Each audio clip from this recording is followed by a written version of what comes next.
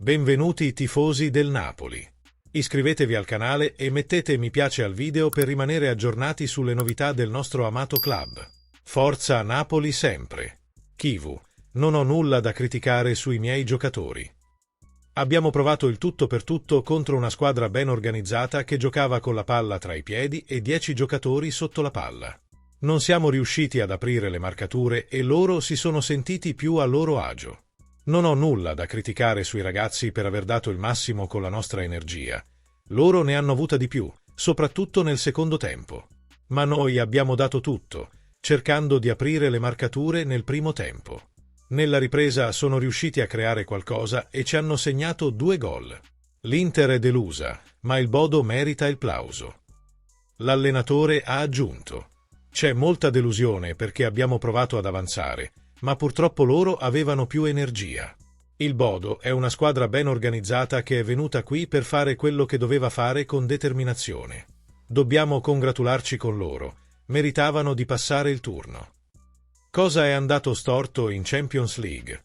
L'obiettivo è essere competitivi, lo abbiamo sempre detto. Non volevamo pensare a cose che non possiamo controllare, a cose troppo lontane. Purtroppo, in Champions League, non siamo riusciti a essere competitivi. Abbiamo iniziato bene, vincendo 4 partite di fila, ma poi abbiamo perso qualche punto nonostante alcune buone prestazioni. Sappiamo che il livello in Champions League è alto e, se non trovi continuità, ti troverai di fronte a avversari che ti puniranno al primo errore. Chivu insiste: il Bodo aveva più energia di noi.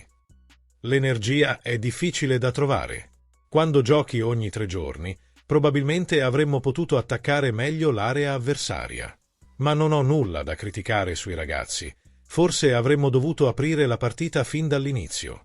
Era difficile attaccare una squadra con 10 uomini dietro la palla. C'è delusione perché volevamo passare il turno. Avevamo quell'obiettivo, sapendo che non sarebbe stato facile contro un Bodo che aveva più energia e 2 gol di vantaggio dall'andata. Andiamo avanti, voltando pagina. Questa è la Champions League e dobbiamo dare credito all'avversario. Qual è la vostra opinione, tifosi del Napoli? Vi è piaciuta l'eliminazione dell'Inter?